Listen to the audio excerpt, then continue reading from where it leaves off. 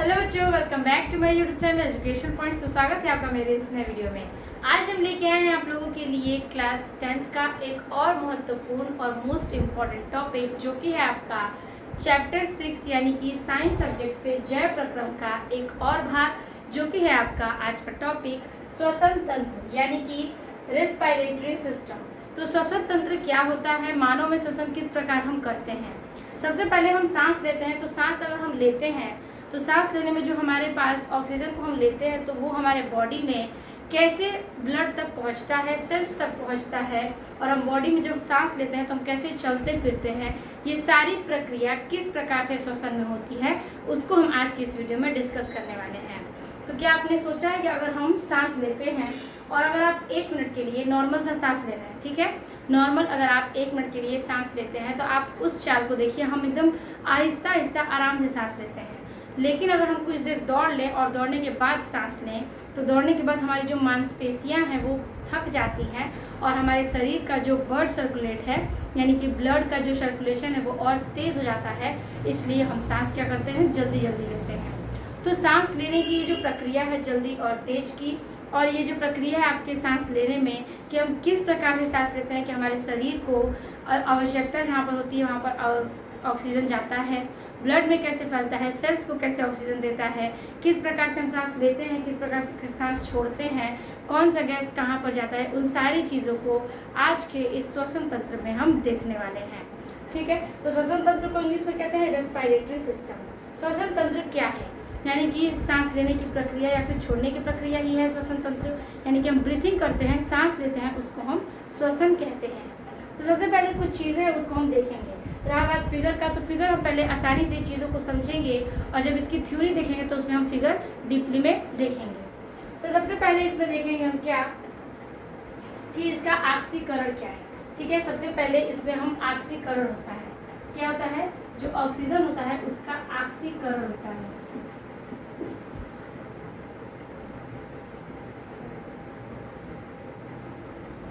ठीक है, ऑक्सीकरण होता है इसमें, यानी कि श्वसन तंत्र की क्रिया में ऑक्सीकरण यानी कि हम ऑक्सीजन को लेते हैं तो वो क्या होता है, ऑक्सीकरण होता है। उसके बाद हमारे शरीर से ऊर्जा व ऊष्मा निकलती है, ऊर्जा तथा ऊष्मा, यानी हमारे शरीर में एनर्जी भी है और हीट यानी कि ऊष्मा भी है। अब देखिए, अगर हम सांस लेते हैं तो सांस अगर हम छोड़ते हैं तो क्या होता है, थोड़ा थोड़ा गर्म सा हवा टाइप का निकलता है। ठीक है, तो वो क्या, हमारे शरीर की जो ऊर्जा और ऊष्मा है, ऊष्मा जो है उससे हमारा जो शरीर का सांस लेने की क्रिया है, और जब हम छोड़ते हैं तो थोड़ा सा शरीर से गर्माहट निकलती है, यानी कि जो हमारे शरीर में ऊष्मा है वो ऊर्जा के साथ साथ हमारे कार्बन डाइऑक्साइड जब हम छोड़ते हैं तो उसके सहारे से निकलता है। तो ऑक्सीजन यानी कि हम ऑक्सीकरण करते हैं और ऊर्जा तथा ऊष्मा भी इसमें होता है। ठीक है, उसके बाद ये जो अपचायी पदार्थ है, अपचायी को कहते हैं क्या, कैटाबोलिक। ठीक है, कैटाबोलिक। तो श्वसन में क्या होता है कि अपचायी चीजें भी होती हैं, जैसे कि अपचायी चीजों को मतलब होता है तोड़ देना। ठीक है, तोड़ देना, ये अपचायी चीजें हैं। तो ऑक्सीकरण भी होता है, हमारे शरीर में ऊर्जा तथा उसमें भी पाया जाता है, और चीज़ें क्या होती है, अपचायी होती हैं, अपचायी होती है, इसको हम इंग्लिश में कैटाबोलिक करते हैं। और अपचायी चीज़ों में क्या होता है, चीज़ों को ये तोड़ देना होता है। ठीक है, अब बात करेंगे हम श्वसन अंग की, यानी कि हम श्वसन किस अंग से लेते हैं, सांस किस अंग से लेते हैं, श्वसन अंग। ठीक है, यानी कि ब्रीथिंग यानी श्वसन अंग। अब देखिए कुछ चीज़ें जैसे कि स्तनधारी, पहले हम कुछ चीजों को लिख लेते हैं। स्तनधारी, स्तनधारी में कौन आते हैं, स्तनधारी में आपके मानव आते हैं। ठीक है, जो क्या करते हैं, मानव आते हैं, जो चलते फिरते जीव हैं। स्तनधारी जो अपने संतति को क्या करते हैं, दूध पिलाते हैं, उसको हम स्तनधारी कहते हैं। अब देखिए स्तनधारी जो है उसमें क्या कह रहा है, स्तनधारी अपना सांस किस अंग से लेता है, शरीर के किस अंग से लेता है, तो शरीर के किस अंग से लेता है, स्तनधारी जो है वो शरीर के फेफड़ों से लेता है। ठीक है, फेफड़ों से सांस लेता है, फेफड़ों से। ठीक है, तो स्तनधारी में हम मानव भी आते हैं और हम लोग क्या करते हैं, फेफड़ों से सांस लेते हैं, यानी कि जो फेफड़ा होता है हमारे शरीर में 2 भाग के यानी 2 पाए जाते हैं। फेफड़ा क्या होता है, 2 पाए जाते हैं, 2 आँख हैं, 2 कान हैं, ठीक है। लेकिन जुबान क्या है हमारी, एक है। हमारे नाक क्या है, एक है। लेकिन कई सारी चीज़ें हैं जो हमारे शरीर में क्या है, दो दो यानी कि जोड़े पाए जाते हैं। हाथ भी दो है, पैर भी दो है, ठीक है, आँखें, फिर से कान, उसके बाद हमारा किडनी और फिर से फेफड़ा। लेकिन हमारा दिल क्या है, एक है। हमारा हृदय क्या है, एक है। अगर हृदय हमारे पास दो होता तो अभी एक है तो ये हाल है, तो दो होता तो क्या ही होता। तो यहाँ पर हम चीज़ों को ये देखें, हमारे शरीर का जो संरचना किया गया है बहुत सोच समझ के किया गया है, ठीक है। तो फेफड़ा जो है वो दो है और हम उससे क्या करते हैं, सांसें लेते हैं, ठीक है। तो जो चीज़ का जितना यहाँ पर ज़रूरत है वो हमारे शरीर में पाए जाते हैं और इस एक एक चीज़ को हमें निचोड़ के तोड़कर समझना है। तो देखिए स्तनधारी में मानव भी आते हैं और ये सांस यानी श्वसन अंग, इसका जो श्वसन अंग है वो सांस कहाँ से लेता है, तो फेफड़ों से लेता है, ठीक है। अब हम बात करेंगे कुछ जीव जंतुओं की, जैसे कि अगर हम बात करें कीट, कीट में कौन आएंगे, जो कीड़े मकोड़े पाए जाते हैं, छोटे छोटे कीट पक्षी पाए जाते हैं ना, तो वो कीट जो होते हैं वो किस अपने शरीर के अंग से सांस लेते हैं, तो श्वास नली से लेते हैं। किससे लेते हैं, श्वास नली से, श्वास नली से ये सांसें लेते हैं। यानी स्तनधारी फेफड़ों से लेते हैं और कीट पक्षी जो हैं, कीट छोटे छोटे कीड़े मकोड़े, वो श्वास नली से लेते हैं। श्वास नली क्या होगा वो आपको अभी आगे बताएंगे। अब देखिए तीसरा है जलीय जीव, यानी कि जलीय जीव में क्या आएंगे, जो जल में रहते हैं, जलीय जीव, जैसे कि मछली, मेंढक, ये सारी चीजें जलीय जीव। ये किससे लेते हैं, तो मछली जो है वो पानी में रहती है, ठीक है। तो ये अपने सांस किस अपने शरीर के अंग से लेती है, तो गिल्स से लेती है। गिल्स यानी कि गलफड़े से। आपने कई बार पढ़ा होगा कि मछली गलफड़े से सांस लेती है, तो गिल्स यानी कि गलफड़े से, गलफड़े से सांस लेती है, ठीक है। तो जलीय जीव यानी गिल्स जो है वो गलफड़े से सांस लेती है। अगर हम बात करें चौथा, जलीय जीव में मेंढक भी आते हैं, तो मेंढक किससे सांस लेता है, मेंढक जो है वो किससे सांस लेता है, तो मेंढक जो है वो कहता है कि यहाँ तो अपना राज है, वो अपने शरीर के अंग से यानी त्वचा से भी सांस ले सकता है। तो जो मेंढक है वो शरीर के अपनी त्वचा से क्या करता है, सांस लेता है। तो मेंढक किससे सांस लेगा, त्वचा के अंग से, वो अपनी त्वचा से भी सांस ले लेता है। अब हम बात करेंगे टेडपोल यानी मेंढक के बच्चे की। मेंढक के बच्चे को कहते हैं क्या, टेडपोल। और टेडपोल किससे सांस लेता है, तो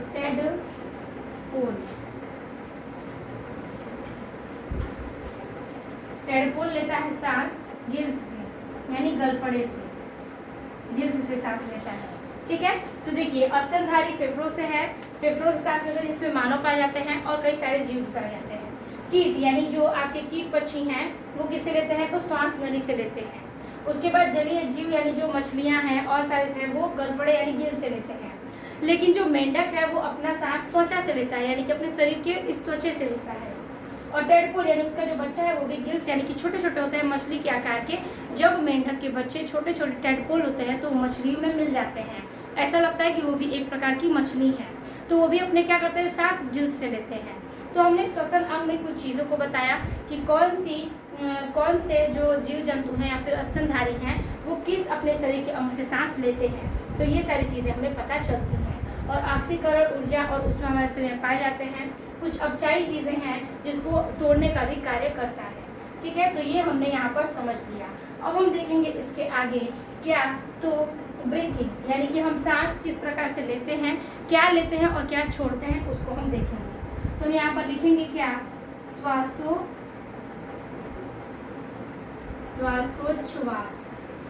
श्वासोच्छ्वास। तो श्वासोच्छ्वास में क्या होता है, ब्रीथिंग होता है। क्या होता है, ब्रीथिंग।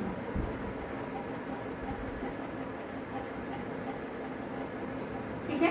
तो देखिए इसके दो भाग हैं। दो भाग कौन कौन से हैं, तो पहला है आपका अंदर लेना, यानी कि हम सांस को पहले क्या करते हैं, अंदर की तरफ लेते हैं। जब हम सांस लेते हैं तो अंदर की तरफ लेते हैं, फिर छोड़ते हैं तो नीचे से धीरे से छोड़ते हैं। तो पहले हम सांस को क्या करेंगे, अंदर लेंगे। तो अंदर लेने की क्रिया में कौन सा क्या भाग है उसको देखना है, सांस लेना। और यहाँ पर लिखेंगे बाहर छोड़ना, बाहर छोड़ना। ठीक। अब देखिए सांस लेना, इसमें होता है क्या, निःश्वसन होता है। क्या होता है, निःश्वसन। और इसमें क्या होता है, इसमें होता है निःश्वसन, निःश्वसन। श्वसन।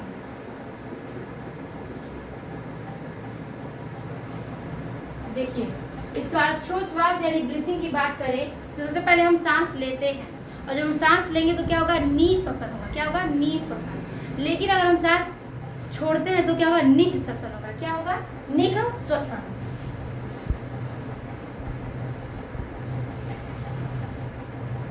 ठीक है, तो सांस लेने में हम निःश्वसन करते हैं और सांस छोड़ते हैं तो निःश्वसन होता है। क्या होता है, निःश्वसन होता है।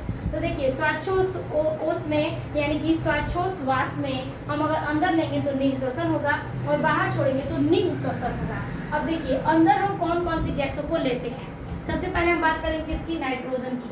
तो कितना प्रतिशत हम अपने शरीर के अंदर कौन सा क्या करते हैं, कौन सा ऑक्सीजन यानी कि कौन सा हवा हम अपने शरीर के अंदर गैस ले सकते हैं, कितना प्रतिशत ले सकते हैं और कितना प्रतिशत छोड़ सकते हैं।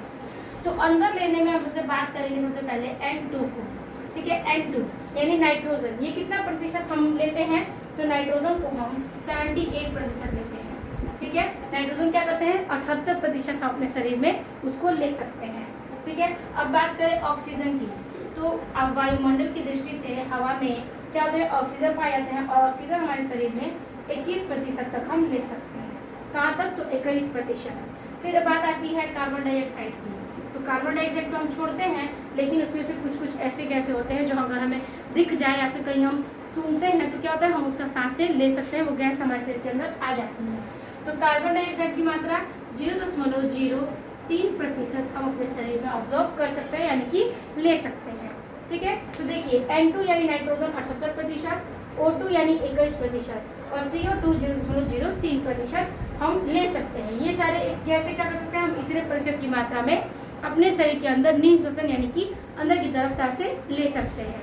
अब देखिए बात करेंगे बाहर छोड़ना यानी कि निःश्वसन। क्या, निःश्वसन। तो क्या बाहर छोड़ेंगे, कितना। अब नाइट्रोजन की बात करेंगे तो हम क्या करते हैं, 78% लेते हैं और क्या करते हैं, 78% ही छोड़ देते हैं, क्योंकि हमारे शरीर में नाइट्रोजन का उतना कार्य नहीं है, तो हम जितना लेंगे उतना ही क्या करेंगे, छोड़ देंगे।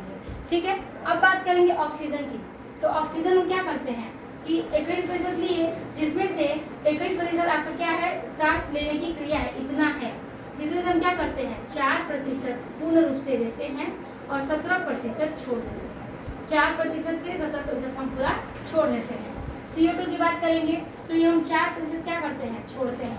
ठीक है, बाहर की तरफ निकालते हैं 4%। ठीक है, तो देखिए हमने सांस लिया, नाइट्रोजन का 78% लिया और छोड़ भी दिया 78%। 21% हमने लिया, जिसमें से 4% हमारे शरीर को जरूरत थी और 17% हमने छोड़ दिया यानी कि बाहर निकाल दिया। अब देखिए CO2 जो है वो 0.03% है और जिसमें से हम 4% क्या करते हैं, सांस लेने के बाद छोड़ देते हैं। यानी कि हमने ऑक्सीजन लिया और कार्बन डाइऑक्साइड छोड़ दिया, तो हमने कार्बन डाइऑक्साइड की मात्रा इतनी ली थी और 4% बाहर हमारे शरीर से निकल जाती है। कई सारी गैसें हैं जो अगर हम राह चलते चलते हैं तो कुछ अच्छी सुगंध आती है, कुछ बुरी आती है, तो वो भी कई सारे के जो आपके गैसें हैं वो हम सांस लेते भी हैं और सांस छोड़ते भी हैं। तो वो हमारा क्या चीज़ें जो होती हैं हम ले के तुरंत छोड़ते हैं, तो उसमें क्या होता है, बैलेंस हो जाता है। अब हम सांस तो इतनी चीज़ों को लेते हैं, किस अंग से लेते हैं उसको भी हमने देख लिया, क्या होता है ये भी हमने देख लिया, लेकिन जो श्वसन अंग है उसमें ये सारी चीज़ें देखी। अब श्वसन तंत्र में हमने इन सारे भाग को देखा, इतना तक बाहर लेना, अंदर छोड़ना, ये सारी चीज़ें। अब हम देखेंगे कि श्वसन तंत्र में कौन कौन से भाग पाए जाते हैं, किसका क्या कार्य है और फिगर को भी समझेंगे। तो ये कुछ इंपॉर्टेंट पॉइंट्स हैं जो MCQ में भी पूछता है। मेढक के बारे में पूछेगा कि मेढक किस अंग से सांस लेता है, आपको याद रखना है, त्वचा से। टैडपोल तो गिल्स से। जलीय जीव गलफड़े से। कीट श्वास नली से और स्तनधारी करते हैं फेफड़ों से। ठीक है, हम लेते हैं नाइट्रोजन कितना, 78%, छोड़ते हैं कितना, 78%। O2 लेते हैं 21%, छोड़ते हैं 17% और CO2 0.03%, जिसमें से हम छोड़ते हैं 4%। ठीक है, तो इस क्रिया को आप स्क्रीनशॉट ले लीजिए, फिर इसके आगे के टॉपिक को हम डिस्कस करते हैं।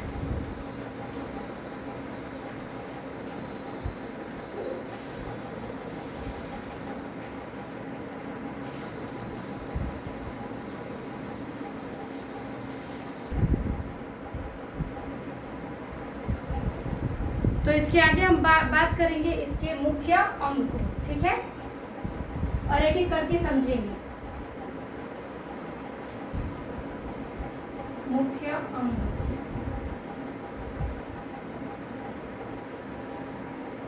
मुख्य अंग में सबसे पहले आता है आपका नासिका, ठीक है। नासिका आता है पहला अंग, ठीक है, जिसको हम इंग्लिश में कहते हैं नॉस्ट्रिल, नॉस्ट्रिल्स, ठीक है। पहले आता है क्या, नासिका, जिसको हम इंग्लिश में कहते हैं नॉस्ट्रिल्स। दूसरा आता है आपका नासा गुहा, नासा गुहा, ठीक है, नासा गुहा, जिसको हम कहते हैं नसल कैविटी, नसल कैविटी। तीसरा भाग है आपका ग्रसनी, ग्रसनी, जिसे हम कहते हैं इंग्लिश में फरियंस, ठीक है, फरियंस। चौथा दिया है आपका क्या, तो देखिए चौथा आता है कंठ, कंठ को इंग्लिश में कहते हैं लैरिंक्स, ठीक है, लैरिंक्स, ठीक है। इसके आगे देखिए आता है 5वां नंबर श्वास नली, श्वास नली, जिसको हम इंग्लिश में कहते हैं क्या, ट्रेचिया, ठीक है, ट्रेचिया। अगला है छठा नंबर है आपका क्या, श्वसनी, श्वसनी, जिसको हम इंग्लिश में कहते हैं ब्रॉन्ची, ठीक है, ब्रॉन्ची कहते हैं इंग्लिश में। अगला है 7वां नंबर, जो कि है फेफड़े, फेफड़े, जिसको हम इंग्लिश में कहते हैं लंग्स, इंग्लिश में इसको लंग्स कहते हैं। आठवां है वायु कोष्ठक, वायु कोष्ठक,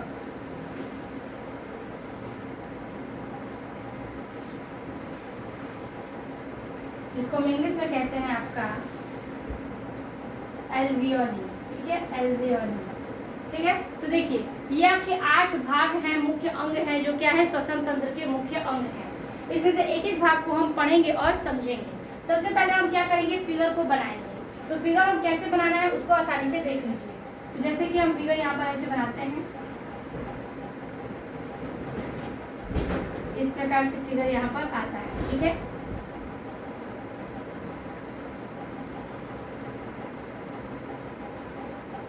आ गया। अब देखिए हम क्या करेंगे, यहाँ से इसके 2 रास्ते निकलते हैं, एक इधर और एक इधर,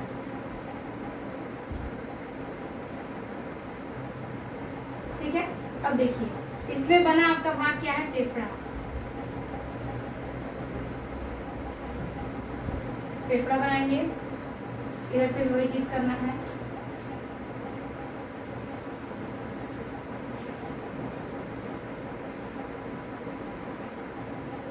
ठीक है। हमने यहाँ पर फेफड़ा बना दिया। अब देखिए फेफड़ा बनाने के बाद इसी क्रिया में यहाँ पर जो ये कह रहा है ना ब्रॉन्ची, वो क्या है, यहाँ पर ये छोटे छोटे कण यहाँ पर बनते हैं फेफड़ों के अंदर, ठीक है, ऐसे बनते हैं।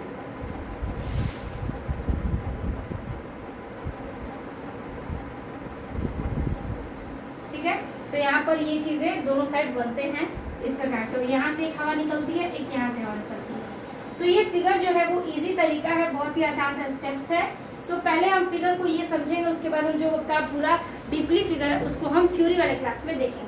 आज हमें एक्सप्लेन करना है तो हम इस वीडियो को ऐसे ही फिगर को समझाते हुए देखेंगे। सबसे पहले हमारा जो ऊपर भाग है, यानी कि ये जो हमारे नाक से लेके फेफड़े तक का भाग है, तो नाक से क्या आता है, पहले आता है क्या, नसिका, नासिका। नासिका क्या है, ये जो हमारे नाक के 2 होल्स हैं, ठीक है, उसको उसमें सांसें आना जाना, यानी सांसों को लेना और बाहर फेंकना, वो क्या होता है, नसिका का कार्य करता है, जो कि है आपका नॉस्ट्रिल्स, ठीक है।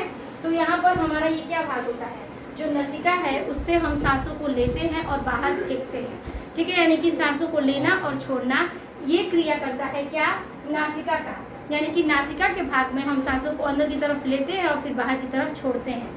और इस होल से, यानी कि हमारे नाक का ये जो 2 कोना है, उनसे हम क्या करते हैं, होल्स जो है उनसे हम सांसें लेते हैं और फिर क्या करते हैं, छोड़ते हैं, ठीक है। तो ये काम किसका है, नासिका का। ये जो हमारे होल्स हैं अंदर तक लेके जाते हैं, वो क्या करते हैं, नासिका से सांसों को लेते हैं और सांसों को छोड़ते हैं, ठीक है।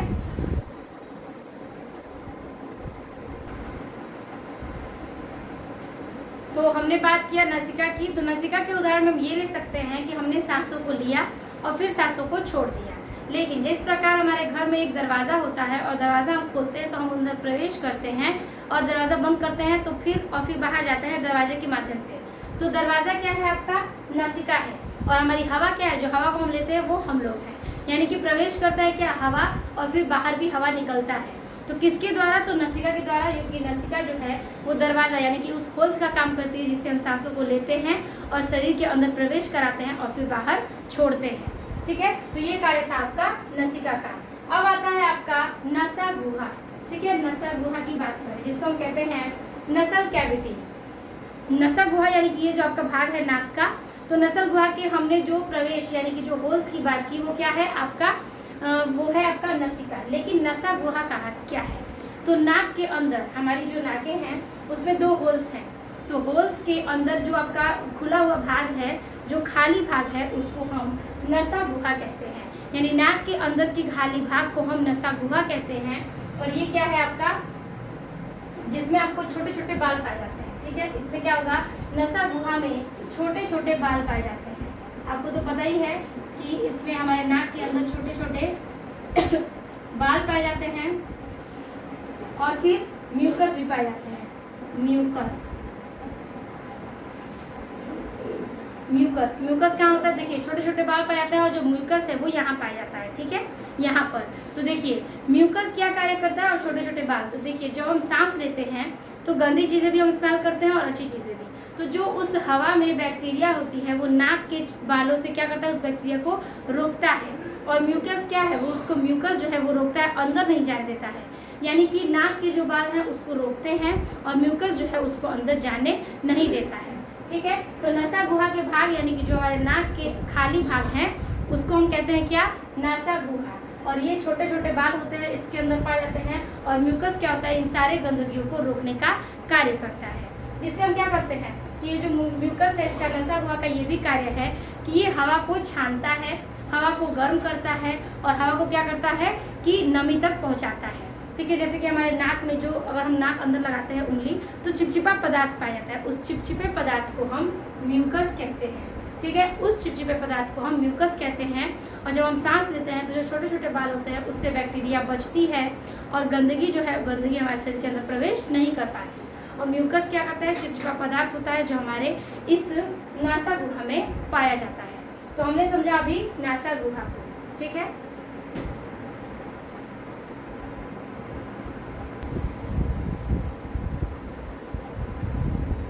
तो नासा गुहा भी हमने समझ लिया कि किस प्रकार से छोटे छोटे कण जो हैं बाल को, छोटी छोटी गंदगियां जो हैं वो बाल के कण से रोकते हैं और जो म्यूकस है वो गंदगियों को अंदर नहीं जाने देता बल्कि वहाँ से रोक देता है। ठीक है, तो ये आपके बात हो गया नसा गुहा, जो हमारे नाक से के होल्स के भाग जो हैं यानी कि खुला हुआ जो भाग है उसी को हम नासा गुहा कहते हैं। इसी में क्या होता है? हवा छानता है। ठीक है, हवा गर्म करता है और हवा नमी पहुँचाता है। ठीक है, हवा को नमी पहुँचाता है। ठीक है, तो ये सारी चीजें हमने नसा गुहा में देख लिया। अगला बात करेंगे हम ग्रसनी की। ठीक है, ग्रसनी क्या है? तो देखिए ग्रसनी जो है यहाँ पर हम इस भाग को देखेंगे। पहले यहाँ पर आपको पाया जाएगा ग्रसनी,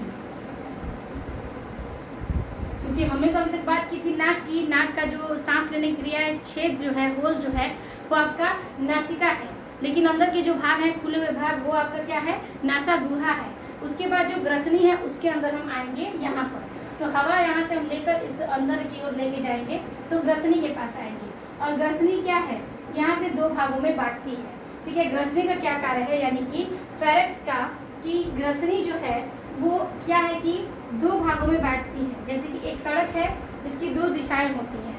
ठीक है, तो जैसे सड़क की 2 दिशाएं होती हैं, आगे जाके एक सड़क 2 भागों में बढ़ जाता है, उसी प्रकार से हमने एक बार आए और फिर यहाँ पर 2 भागों में बढ़ जाएंगे जिसे हम ग्रसनी कहते हैं। ठीक है, तो यहाँ पर ये जो ग्रसनी का भाग है वो यहाँ से शुरू होता है। ठीक है, और यहाँ पर नीचे आएगा और यहाँ पर एक छोटा सा भाग बनेगा जिसे हम इस भाग को कहते हैं, क्या कहते हैं? तो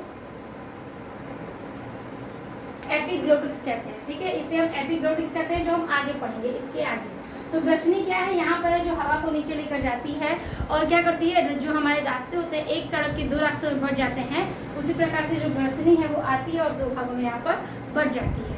ठीक है। उसके बाद हम बात करेंगे किसके, कंठ की, यानी कि लैरिंक्स। कंठ कहाँ है, तो देखिए कंठ हमारे यहाँ पाए जाते हैं, यहाँ पर हमारे कंठ पाए जाएंगे, ठीक है। कंठ, कंठ देखिए कंठ का यानी कि हमारा जो कंठ है, यहाँ पर ये जो निकला हुआ थोड़ा सा भाग होता है वो कंठ होता है। तो एक चीज़ हम बता दें कि देखिए जो लड़कियों की आवाज़ होती है वो क्या होती है, मधुर होती है, सुरीली होती है, किसी किसी लड़कियों की, बहुत सारी लड़कियों की। और जो लड़कों की आवाज़ होती है वो कैसी होती है, तो कुछ भारी होती है, भाई भाई जैसी आवाज़ होती है। तो किस कारण, इस कंठ के कारण। तो देखिए एक होता है बांसुरी, जैसे कंठ है तो यहाँ का ये थोड़ा सा निकला हुआ भाग है, ये कंठ है, और कंठ का ये थोड़ा सा निकला हुआ भाग है। तो ये क्या है, लड़कियों का कंठ है। जो कंठ है वो गर्ल्स का है, क्योंकि इसके थोड़े से भाग निकले जाते हैं। ये जो कंठ है इसका थोड़ा सा भाग निकलता है, जो क्या होता है, लड़कियों का होता है। और जब कंठ की थोड़ी सी भाग ही बस निकली है, ज़्यादा ही निकली है, तो इसमें आवाज़ क्या होगा, पतला निकलेगा। लेकिन अगर लड़कों की बात करें तो लड़कों का कंठ क्या होता है, ऐसे निकला हुआ होता है, ठीक है। किसी का ज़्यादा तो किसी का कम होता है, ठीक है। तो ये जो कंठ है वो बॉयज़ का है। तो देखिए जब कंठ का, ये जो कंठ है हमारा, जिसे हम आवाज़ निकालते हैं, गाना गाते हैं, मधुर गाना गाते हैं, कुछ लोग भारी गाना गाते हैं, कुछ लोग तो ऐसा गा देंगे जैसे कि पूछो ही मत, कि उससे अच्छा है कि हम लोग कुछ और ही सुन लें, गाना ना सुने। तो यहाँ पर जो चीज़ें हैं वो कंठ की बात हो रही है। लड़कियों में कंठ निकला नहीं होता है, तो निकलने की वजह से ये पतला जो है भाग होता है, जिसे हम गर्ल्स में पाया जाता है, और उनकी आवाज़ पतली सी निकलती है। लेकिन लड़कों में यही कंठ कुछ उम्र के बाद बढ़ जाता है, और बढ़ने के बाद उनकी जो आवाज़ है वो परिवर्तन होता है, और आवाज़ मोटी हो जाती है और भारी हो जाती है, ठीक है। तो कंठ में यही है कि कंठ से हम स्वर, इसे हम स्वर तंत्र कहते हैं, यानी इसे हम स्वर तंत्र कह सकते हैं, स्वर तंत्र, ठीक है। ये स्वर तंत्र है, स्वर यंत्र है, सॉरी स्वर यंत्र है, ठीक। तो ये जो कंठ है वो हम इससे क्या करते हैं, गाना गाते हैं, चीज़ों को बोलते हैं। किसी की आवाज़ इतनी प्यारी होती है कि हम उसे बार बार सुनने की कोशिश करते हैं, और किसी की आवाज़ ऐसी होती है कि वो एक बार बोलती है बस बस भाई अब तुम मत बोलो, ठीक है। तो वही क्रिया है इस पूरे क्राइटेरिया में कि कंठ जो है वो स्वर का काम करता है, स्वर यंत्र है। इससे हमारी चीज़ें क्या करते हैं, हम चीज़ों को बोलते हैं और क्या करते हैं कि गाना गाते हैं, ये सारी चीज़ें होती हैं। तो लड़कियों में कम निकलता है। जैसे बाँस की बात करिए तो जो बांसुरी होती है वो बाँस से ही कटकर पतली और सुरीली आवाज़ निकालने के लिए बनाई जाती है। तो जो बांसुरी है वो बांसुरी क्या है, ये है बांसुरी, क्या है, लड़कियां का है बांसुरी, और लड़कों का क्या है, तो लड़कों का बांस है, ठीक है, बांस है। अब देखिए बांस जो है और बांसुरी जो है, बांसुरी पतली सी होती है और उसे हम बजाते हैं तो क्या होता है, बहुत ही मधुर आवाज़ आता है। और बांस क्या होता है, मोटा होता है, और अगर आप उसमें कुछ बोल दें तो आवाज़ तो पता ही है कैसा निकलेगा। तो यही चीज़ें हैं कि लड़कियों में कंठ नहीं निकलता है तो आवाज़ मधुर आती है, और लड़कों के कंठ निकल जाते हैं तो क्या होता है कि आवाज़ भारी आने लगती है। तो ये सारी चीज़ें हमने कंठ तक का पढ़ लिया। ग्रसनी जो है वो दो भागों में बट गया, यानी कि एक रास्ते से दो रास्ता बट जाता है, उसे हम ग्रसनी कहेंगे, ठीक है। और उसके नीचे ग्रंथ पाया जाएगा। कंठ, जो कंठ है लड़कियों में पतला होता है और नहीं निकला होता है, और जो निकला हुआ भाग लड़कों में पाया जाता है, उनकी आवाज़ क्या होती है, भारी होती है। कई लड़कों में ये बहुत कम निकला होता है तो उसकी आवाज़ बहुत ही पतली और मधुर पाई जाती है, और कई लड़कों में इतना निकला होता है कि आवाज़ उनकी बहुत ज़्यादा भारी हो जाती है। तो इस प्रकार से हमने पढ़ा कितने टॉपिक्स, 4 टॉपिक्स को पढ़ा, ठीक है, 4 टॉपिक्स को पढ़ा। अब हम यहाँ के इस भाग को मिटाते हैं और फिर आगे के 4 भाग को पढ़ते हैं।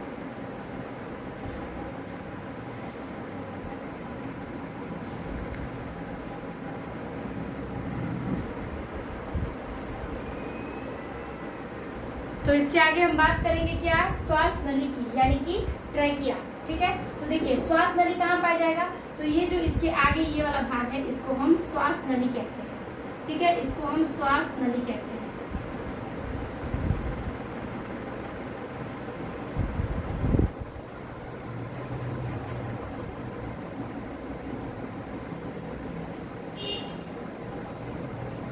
ठीक है, इसको हम श्वास नली कहते हैं। अब देखिए श्वास नली क्या होता है कि ये एक पाइपलाइन के द्वारा 2 भागों में यहाँ पर बढ़ जाता है।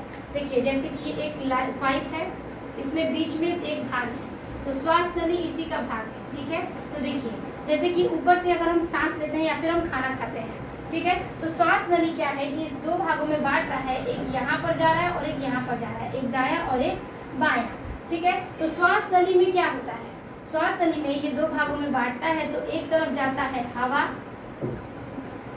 और दूसरी तरफ जाता है भोजन।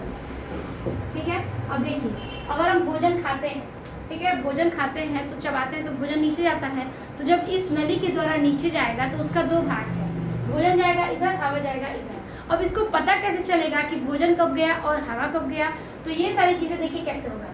जैसे कि हम अगर कुछ खाते हैं तो खाने में हमें चबाते हैं, ठीक है, फिर अंदर जाता है, तो इसको क्या होता है, याद आ जाता है, यानी कि जब ये अंदर की तरफ आएगा, यानी कि यहाँ से भोजन जब अंदर आएगा तो यहाँ पर एक लाइन है, ठीक है, और ये भाग क्या है, श्वास नली से बटी है।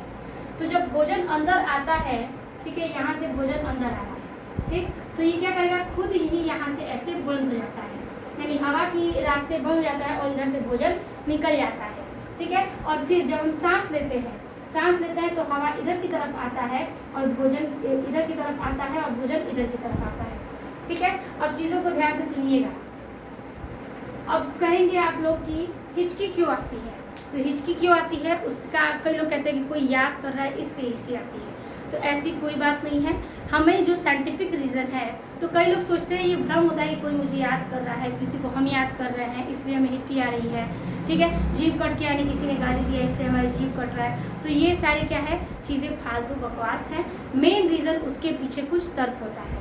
तो देखिए, अगर हम खाना खाते हैं तो भोजन का तो रास्ता ये है, लेकिन अगर गलती से ये जो आपका लाइन है वो भोजन इधर से चला जाएगा, तो जब भोजन इधर जाएगा तो यहाँ पे आपके डायफ्राम पाए जाते हैं। ठीक है, डायफ्राम यहाँ पाए जाते हैं। तो जब भोजन गलती से भोजन के रास्ते ना होकर हवा के रास्ते जाएगा तो ये दिखेगा, अरे अरे यहाँ पे देखो ये तो गलत रास्ते में आ गया। ये जो रास्ता है यहाँ पर ये दोनों देख रहे हैं, एक्टिव है कि अगर हवा जाएगा तो ये इधर जाएगा लाइन, और जब भोजन आएगा तो ये लाइन इधर जाएगा, यानी हवा को बंद करेगा तो भोजन इधर जाएगा, भोजन को बंद करेगा तो हवा उधर जाएगा। तो जब हम खाना खाते हैं तो हमारा भोजन इधर आता है, लेकिन अगर गलती से भोजन इस नली में चला गया तो ये क्या करेगा, नीचे वाले को सबको पता चल जाएगा कि भोजन जो है वो हवा के रास्ते में आ रहा है, ये इसका गली मोहल्ला नहीं है, ये हमारे मोहल्ले में क्या कर रहा है, हमारे घर में क्या कर रहा है।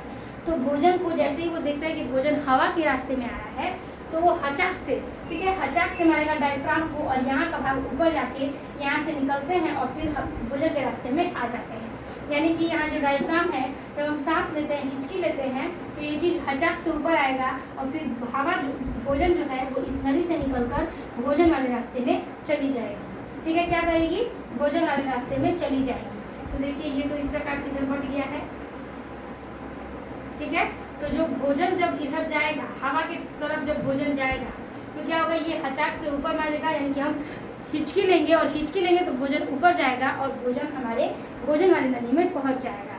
लेकिन जब हम भोजन सांस लेते हैं तो जब हवा भोजन की तरफ आएगा तो ये जो आपका बायां फेफड़ा है वो फिर से हिचकी लेगा और ऊपर जाएगा, तो यहाँ का जो भोजन है यानी हवा जो है वो हवा की नली में प्रवेश करेगा।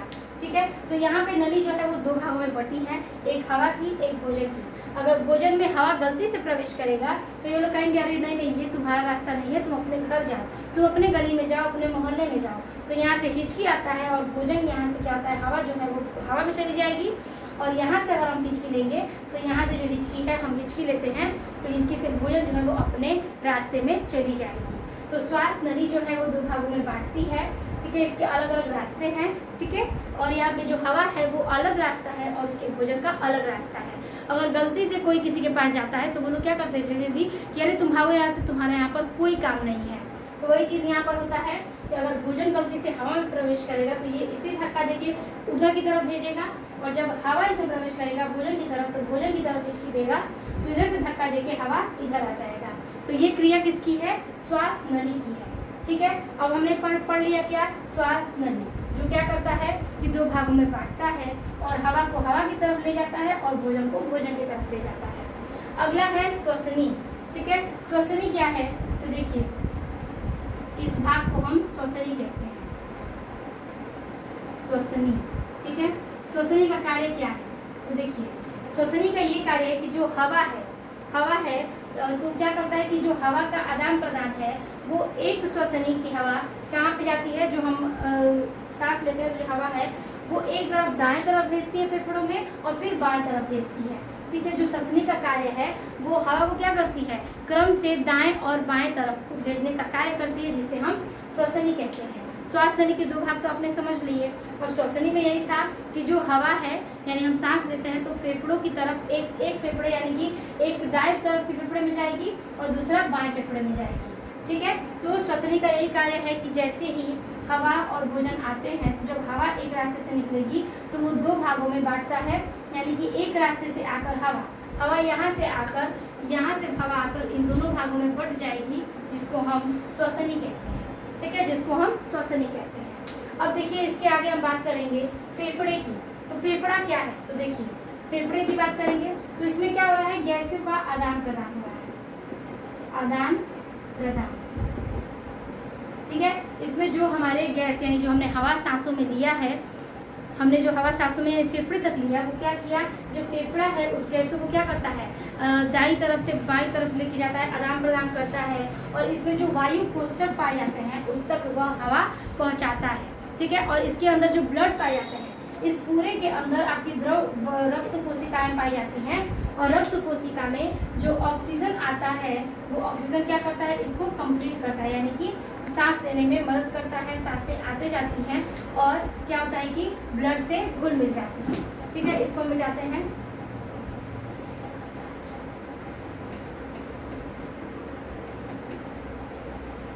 चीजें घुल मिल जाती हैं। तो हम बात कर रहे थे किसके, फेफड़े की। ठीक है, तो एक सेकेंड।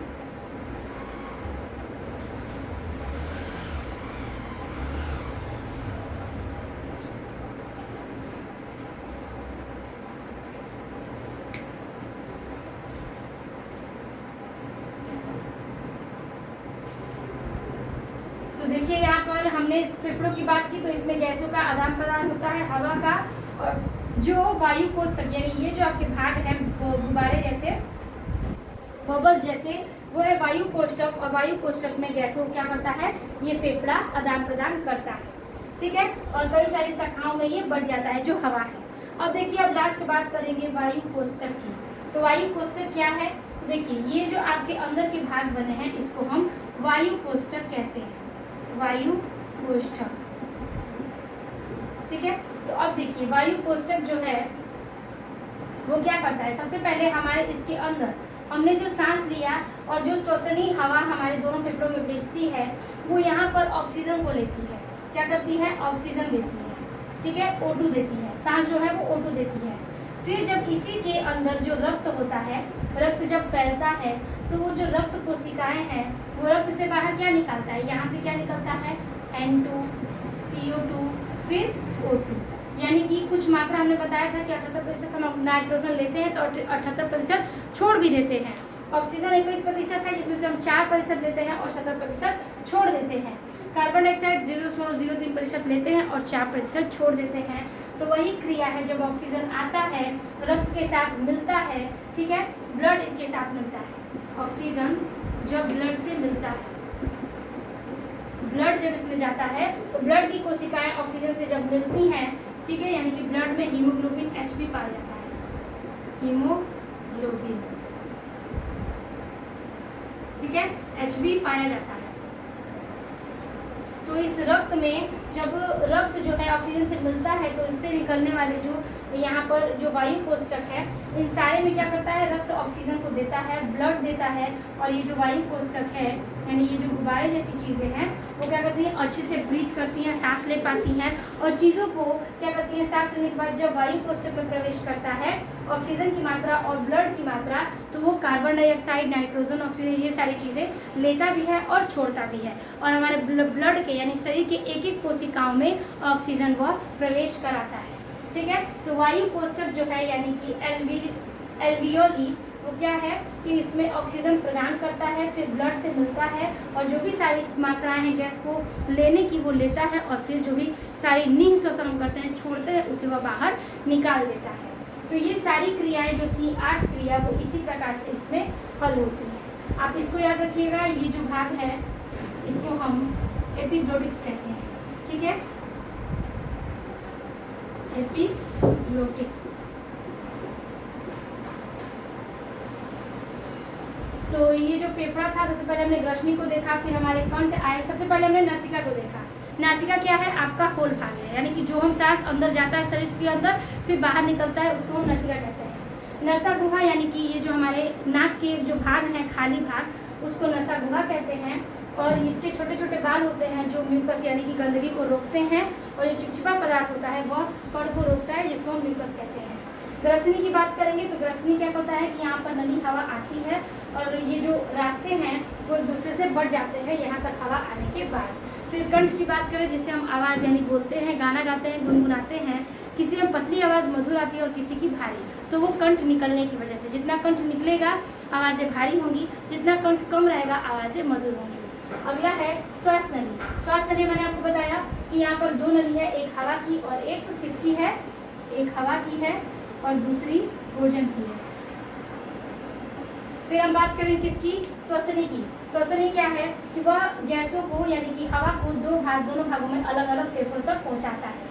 फिर आता है फेफड़ा, जिसमें ऑक्सीजन क्या है कि आदान प्रदान करता है, हवा का आदान प्रदान करता है और वायु कोष्ठक तक पहुंचाता है।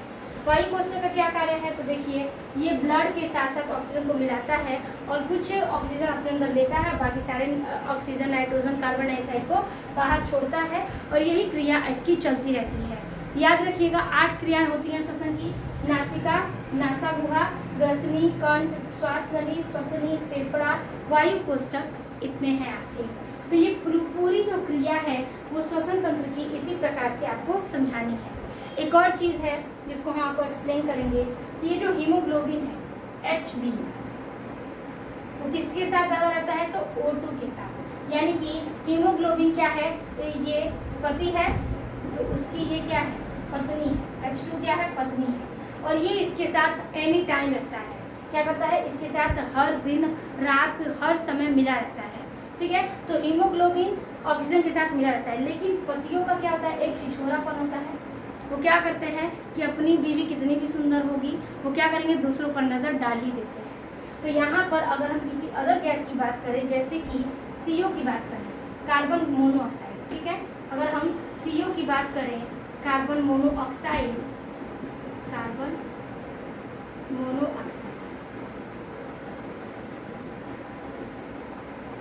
तो कार्बन मोनोऑक्साइड जब वो देखता है हीमोग्लोबिन, तो क्या करता है कि चलो चलो चलो अब इससे भी कुछ थोड़ा बात कर ले, इससे मिलकर आते हैं। ठीक है, तो ये क्या है? HB जो है एकदम छिछोरा है, अपनी बीवी को छोड़कर दूसरे की बीवियों पर लाइन मारता है, बल्कि उसकी बीवी कितनी भी सुंदर हो दूसरे की तरफ देखेगा जरूर। तो वही बात है कि हीमोग्लोबिन ऑक्सीजन के साथ क्या करता है? हमेशा मिला रहता है। लेकिन अगर कोई अदर हवा या अदर गैस इसे प्रवेश करेगा तो वो उसके साथ भी जाकर मिल लेता है और उसके साथ भी क्रिया करता है, और फिर ऑक्सीजन को आदान प्रदान क्रिया चलती रहती है। तो ये क्रिया था किसका? तो श्वसन तंत्र में हमने सारे भाग 8 चीज़ों को पढ़ा, अच्छे से समझा, किस प्रकार से कौन सी गैस कहाँ जाती है, कैसे आती हैं, हम किस भाग को क्या यूज़ करते हैं, हमारे शरीर में कौन से भाग किसको रक्षा प्रदान करता है, कैसे प्रोटेक्ट करता है। तो आज की इस वीडियो में हमने फेफड़ों के अंग को, ठीक है, उसके कार्य को और कई सारी चीज़ों को डिस्कस किया।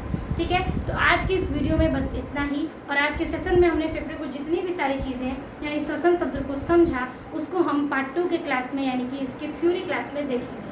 तो वीडियो अच्छी लगी तो लाइक, कमेंट अपने दोस्तों को ज़रूर शेयर कीजिएगा। मिलते हैं आपसे इसके पार्ट 2 के वीडियो में इसकी थ्योरी क्लास के साथ। तब तक के लिए धन्यवाद।